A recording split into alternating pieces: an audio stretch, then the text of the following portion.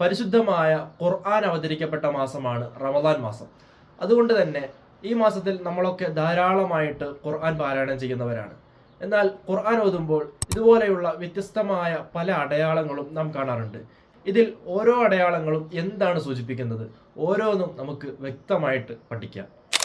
ആദ്യമായി ഇതുപോലെയുള്ള മീം നാം കാണാറില്ലേ? ഇത് സൂചിപ്പിക്കുന്നത് അത് നിർത്തൽ നിർബന്ധമായ സ്ഥലമാണ്. അടുത്തതായി സ്വാദും ലാമും കൂടി ചേർന്നിട്ട് ഒരു അടയാളം കാണാറില്ലേ? ഇത് സൂചിപ്പിക്കുന്നത് അവിടെ നിർത്തൽ അനുവദനീയമാണ്, എങ്കിൽ പോലും ചേർത്തോതലാണ് ഏറ്റവും നല്ലത്. അടുത്തതായി കാഫും ലാമും കൂടി ചേർന്നിട്ട് ഒരടയാളം കാണാറില്ലേ? ഇത് സൂചിപ്പിക്കുന്നത് അവിടെ നിർത്തലാണ് ഏറ്റവും നല്ലത് എന്നതാണ്.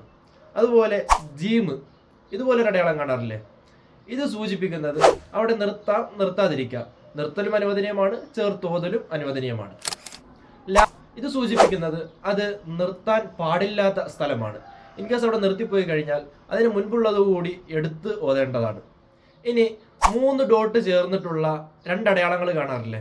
ഇത് അടുത്തടുത്ത 2 സ്ഥലങ്ങളിലായിട്ടായിരിക്കും വരുന്നത്. ഇതിൽ രണ്ടാലൊരു സ്ഥലത്ത് നിർത്തണം. ഒരു സ്ഥലത്ത് നിർത്തുകയാണെങ്കിൽ മറ്റൊരു സ്ഥലത്ത് നിർത്താൻ പാടില്ല എന്നുള്ളതാണ്.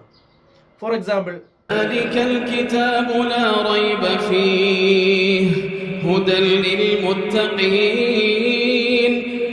സീൻ, ഇങ്ങനൊരു അടയാളം കാണാറില്ലേ?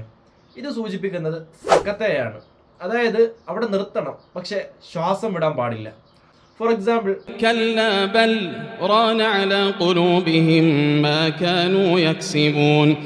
ഇൻഷാ അല്ലാഹ് ഈ വീഡിയോ ഉപകാരപ്രദമാണെങ്കിൽ മറ്റുള്ളവർക്ക് കൂടി വീഡിയോ ഷെയർ ചെയ്ത് കൊടുക്കുക.